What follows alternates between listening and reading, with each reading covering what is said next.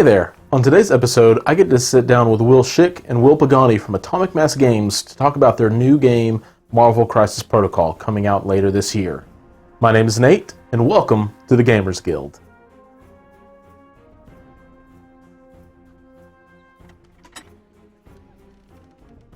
So, on today's episode, we get to be joined by Will and Will from Atomic Mass Games.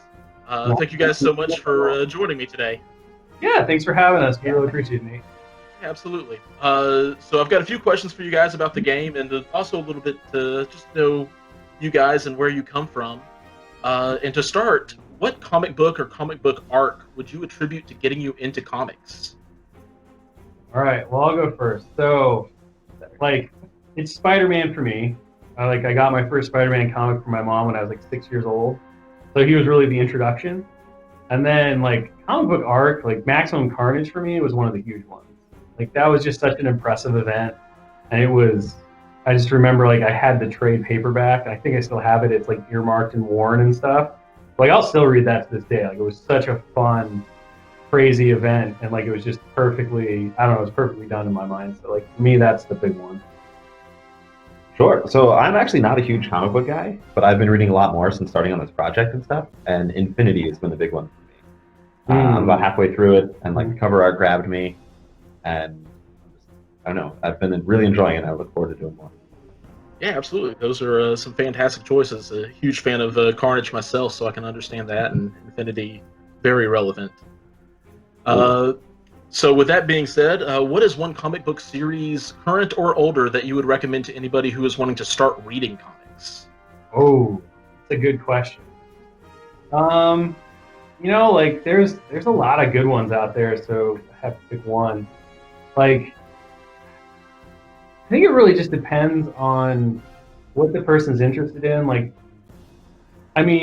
If you want to go back a little bit, the Ultimates that they did, when they relaunched Spider-Man and the X-Men and Wolverine, the Ultimates, just the general universe. That was a great one because it was a total relaunch, and they kind of defined this new universe.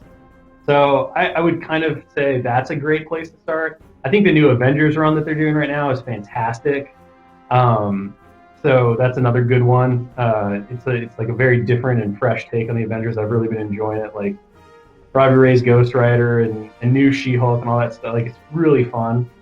I think honestly, just find the characters that you're interested in and then dive in. Find an issue one. So I think that's great advice, because not being a huge comic book guy, not having read a whole ton, I've recently started reading Absolute Carnage because I really liked Venom, and there isn't an active Venom comic as far as I'm aware at the moment. And Dallas brought in an Absolute Carnage. Yes, it's awesome. I've been a minute, so I've been reading that as well. So just kind of pick a character that you like and jump in. Fantastic advice, absolutely. Cool. So about the game itself, I know for several games out there, the designers usually have one mechanic that they either designed or play tested that they really enjoyed. Do you guys have a favorite mechanic in the game? For me, it's interactive terrain, because the chance to throw characters or garbage trucks or dumpsters or anything like that, just watching the battlefield get destroyed as the game progresses is super awesome to me. And it was something that we knew that we wanted in the game right away. It was I think it's super critical to the Marvel experience. And it works. I love the streamlining that we were able to do with it, and yet to still make it impactful and just exciting when it happens. Every time somebody picks up a piece of train and throws it, everybody always goes, "Oh!" That's what you want. It never gets old. My personal favorite is the power system. I think it does a really good job at doing a couple things that I think are important in gaming. It creates a lot of player choices for what you're going to spend that power on, because how we've defined the characters, they never can do everything at the same time. So they kind of have to make choices for what they want to do. And then I think it also, to go a little deeper, adds a lot to order of activation stuff for characters. So as a game-oriented person, to me, the power system really gives players a lot of choice and a lot of decisions to make during the game. That's my personal favorite. Yeah, absolutely. I really love how you integrated the power system, and also with the throws, kind of where it's not taking up that action economy. Looks like it's going to be a lot of fun to use that. Would you say there's any one hero or villain that you think you just nailed the essence of their character in their stat card? dual card. Is it wrong to say all of them? I mean, like, Gotta pick one. I have to pick all. I feel like we got all of them. I mean, I'm not trying to be prideful. I think, like, yeah, for me, obviously the goal when putting the character ideas down in design process and trying to distill them was like, if a character didn't feel right, if it didn't feel iconic to the character, then it was time to redo it. And thankfully, I had a lot of really great help, like Josh, our marketing guy, is super big into comics. It has been for most of his life. Dallas Kemp, our sculpting director, has been reading comics longer than I have. He's a little older, so to be fair, he's got a leg up on me there. But yeah, so it was really just like, okay, think about it and then what goes on. Some of the mechanics that I was really excited by, though, I think Captain Marvel's energy absorption to me, like being able to come up with that idea and then have it worked into the game where she actually can absorb power from energy attacks. Like, it nails one of the key aspects of that character so well, and something that's so, just iconic in the comics. So I think there were a lot of different things for me, but in the end, I feel like we really got all of them. None of the characters don't feel right or don't immediately jump off the panel to the table. What about you, Tony? I mean, I think we nailed Venom, but we can't really talk about that. So, I mean, I wouldn't mind it. I'm really excited for him to get out there in the public eye, and not too distant future. So, you and me both. Looking forward to seeing him. We can come back and talk about him later. I would not be opposed at all. He's definitely one of my favorite characters.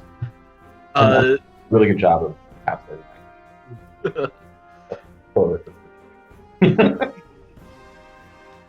So what is one thing you guys want people to experience while playing the game? If you've ever seen this man play a game, he's going to start jumping around and yelling, and he especially does that in this game because he gets really excited and like really into the action and stuff. And I think that's really what we were going for a lot of this stuff, was keeping things like fast and moving, and but very cinematic at the same time. So we tried to simplify things where we could, and just really focus on the excitement of like characters fighting each other. So. Yeah, I mean, for me, like, the thing that I hope that everybody experiences is that, like, we really wanted the game to feel like you were creating your own comic book, and each panel was kind of an activation. Each, like, action was driving the story forward. And so, the idea is like, yeah, there's strategy, there's tactics. You want to play a good game, and you can claim victory or not. But at the end of the day, as long as you're having fun doing it with the person across the table, and you're getting like super into the story that's happening in front of you, that to me is that's the win, right? Absolutely. And I can after you've said that, I can envision battle reports being done where it's instead of a video, it's just comic snippets of the actions being taken. That would be really cool to see as well. Is there anything that surprised you while you were developing the game, or when you were playtesting it, that really stood out?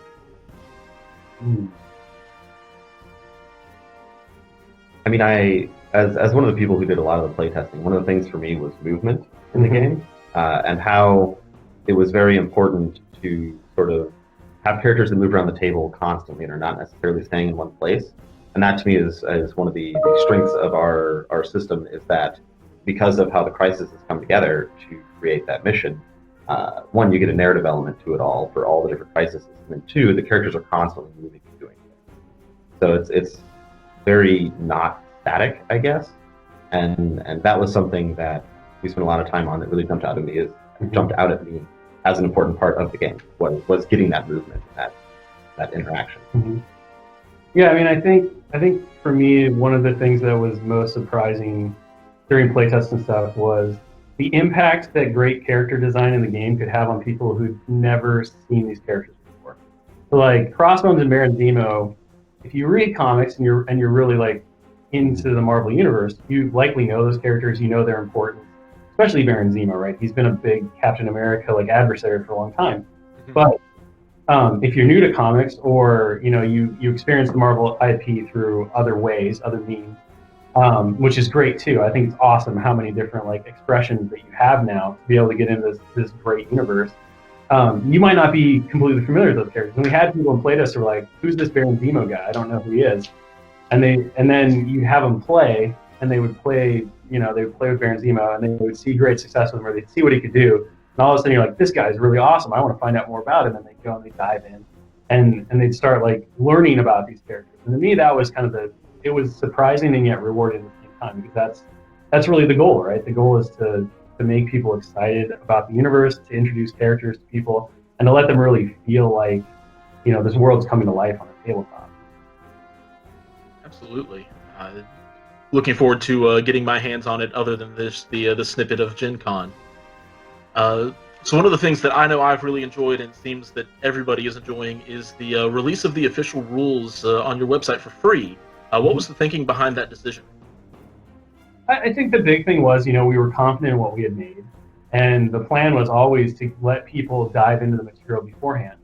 Why stop people from being able to see the game that they're going to get to play, and to really ask questions and be upfront with them about, well, this is why we did this. Let's answer this question. And then by the time the game releases, everybody can just dive right in and start playing really confidently, knowing exactly kind of what to expect, and then you don't have this like weird learning curve at the front for the people who have been with the game since. Absolutely. So I will say one of my favorite moments from Gen Con at the Atomic Mass booth was talking to you about the alter ego rule, and if we had both Venom and Agent Venom on the table, how that would work with a Venom symbiote. And without missing a beat, you were instantly able to go into, well, it's Flash Thompson versus Eddie Brock, so it shouldn't really be a conflict. Even though Agent Venom is a kind of lesser-known character, he hasn't been in comics for a few years now, you obviously understand the mythos well. All that to say, what are odds of getting more lesser-known characters on the table on the first year of launch? I mean, I think it's pretty good, depending on your version of lesser known. Like you say, Agent Venom's lesser known, and to me, it's like I don't think that. I don't know if I agree with that assessment. But he's no longer currently in the comics at the moment. But yeah, I think like the goal for us again was, there are these really big touchstone characters that everybody wants to see, everyone expects to see. Iron Man, Captain America, Red Skull, but there are so many characters that are just as strong.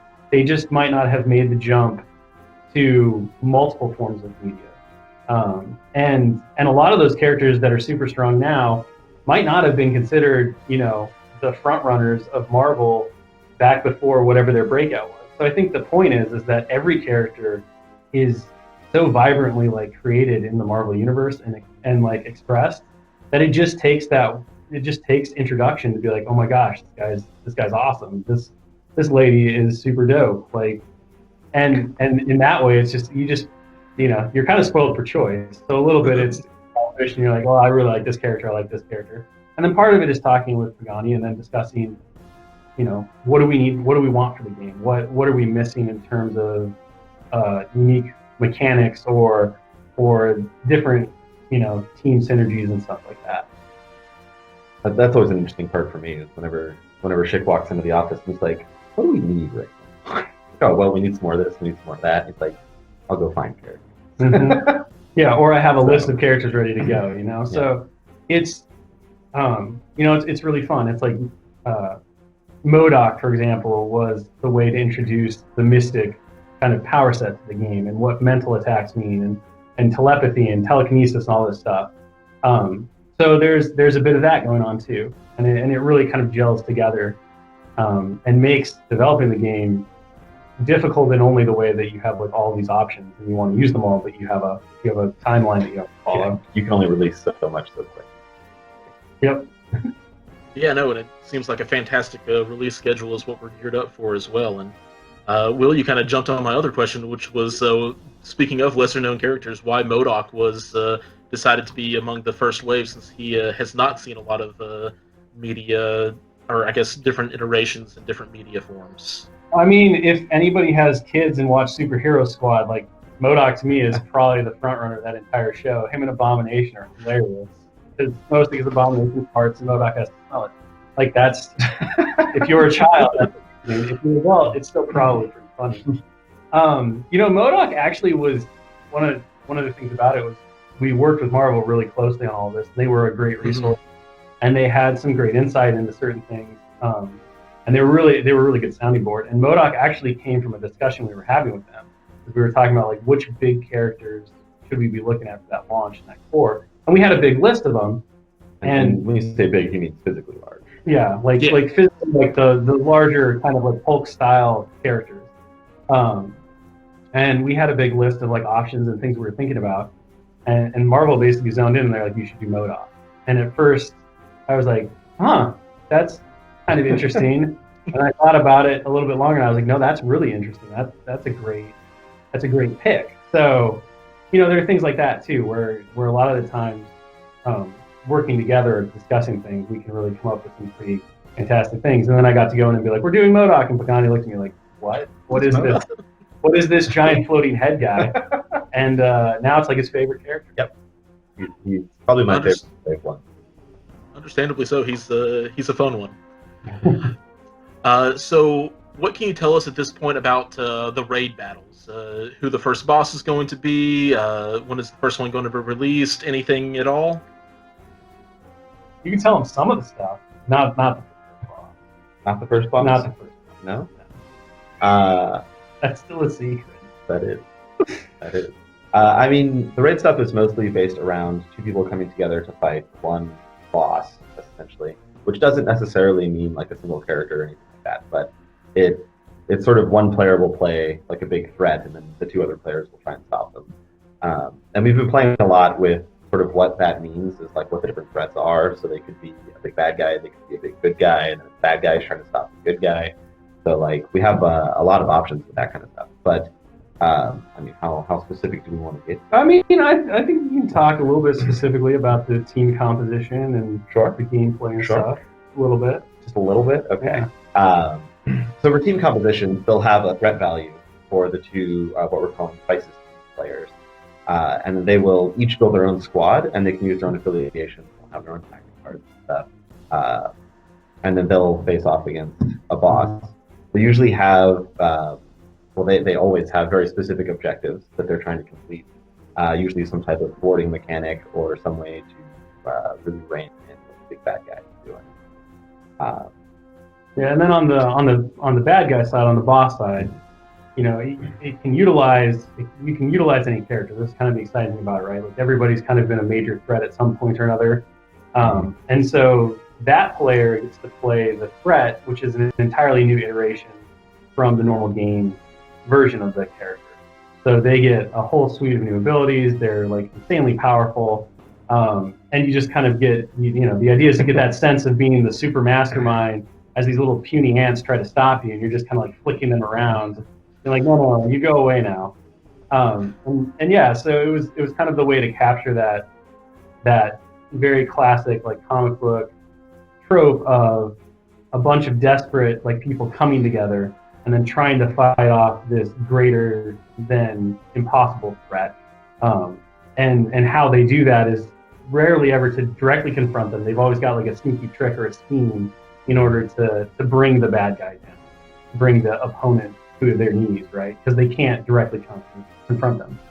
And so it's been a lot of fun. And I think the really great thing about it is that it's a great way for people to experience the game in different ways. And that was a big point of the raid, and a big point of the game in general, is that when we went in, we knew that 1v1 play was going to be the standard, so to speak, but the game could offer so much more. And so designing it in such a way that we had all of these different opportunities to do multiplayer experiences, to do the raid type stuff, to do campaigns and things like that. That was all baked in from the start. So, and a lot of that has more development to go to make sure that it works. But that again is like, that's the kind of the core component of, or the core source of the raid, is that we want people to be able to experience a lot of different ways to enjoy Marvel Crisis Protocol rather than just one standard gameplay mode. And to me, to talk a little bit about the game design behind it, to me, one of the things in these kind of 2v1 situations, or in this like big boss versus little character situations, is sometimes the big boss player will kind of have to sit there and wait for a long time for their turn while you're going through all these different things. That like if we end up with, let's say, 10 characters versus one, we have a system in place that's going to kind of modify the core rules of the game to allow that boss player to interact constantly with the game with the other player. Interact not in the game term, in the actual definition of the word. So that player is going to constantly be engaged as well and constantly doing things. It's not just like I go with my one guy, you go with your two guys. So I'm really excited about how that's. Yeah, it sounds really interesting. It's something that's definitely unique to Marvel Crisis Protocol that I know a lot of people are expressing interest about. Mhm. Well, thank you guys again for joining me. Would you guys like to mention where people can find you on the internet? Yeah, absolutely. So you can find us at our website at atomicmassgames.com. We're also on Facebook, Instagram, and Twitter. And all the info for that is on our website as well. So just check us out and hit us up through various social media stuff. We're always posting new info, and we have a live stream that happens every Thursday at 1 p.m. Pacific, and you can find that on Twitch, on our Twitch channel there as well. So yeah, we're everywhere. Awesome, guys. Well, looking forward to this game coming out November 15th. And again, thank you guys so much. Awesome. Thank you very much, guys. So again, a huge shout out to Will and Will from Atomic Mass Games for sitting down with me across the internet and answering a few questions about Marvel Crisis Protocol. If you need links to anything that Will mentioned in the video, I've put as many of them as I could find down in the description below, which is pretty much all of them. And if you haven't already, consider hitting the subscribe button for the channel. We'll continue to come out with more and more Marvel Crisis Protocol content as we gear up for the launch of the game in November.